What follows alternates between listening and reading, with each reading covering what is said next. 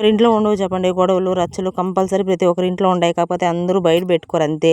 నేనైతే 2 రోజులకి, 3 రోజులకి ఖచ్చితంగా మా బావతో గొడవ పడతా. మాట్లాడకుండా నిలిపేస్తా. లేదు లబలబా నరిచినప్పుడు నేను గట్టిగా అరిస్తే, మా బావ తిడితే పోయి తలుపేసుకొని కొంచెం ప్లేట్ చేసి మళ్ళీ లేసొచ్చి పని చేసుకుంటా, ఉరుము పెట్టి చూసుకుంటా అలిగిపోతానే ఉంటాను. ఈ గొడవలంతటికి కారణం ఒడ్లెండ పోసేదానికి వచ్చినామా, వాడు ఒడ్లంతా పోసేసి చిల్లాడేసి అంతా దున్నేసి అన్నీ అయిపోయినాక సరేలే ఇంటికి పోదాం అనుకునే టయానికి మెల్లింగా వచ్చి బాంబు పేల్చినాడు. పాప కొంచెం కసువు కోసేయండి, కసువు అయితే కోసి ఎత్తుకొని ఆవులు కసువు కదా వచ్చి పోసేద్దాము అని. నా వల్ల అయితే కాదు, నువ్వు కోసుకుంటే కోసుకుంటే మళ్ళా ఆయనే కోసినాడు. నేను కోస్తాను, నువ్వు ఆటోలో ఎత్తుకొని పోయాను రూల్ పెట్టినాడు. సరేలే అనేసి ఇంక ఆయన మా అత్త ఇద్దరు కోస్తా ఉంటే ఎత్తుకొని వచ్చి నేను నా కొడుకు ఆటోలో అయితే వేసినాము. వేసేది అయిపోయినాక అయితే పోయి కొంచెం అన్నం తినేసి మళ్ళీ బయలుదేరి 2 గంటలకు అంత వాన్ చూపిస్తుంది పద అని దొడుకొని వచ్చి ఆయన అయితే కసువు కాడికి పూసినాడు. నన్ను వదిలి దగ్గర వదిలేసి నేను ఒకటే దోసిన. అందుకే గొడవ. నా వీడియోస్ నచ్చితే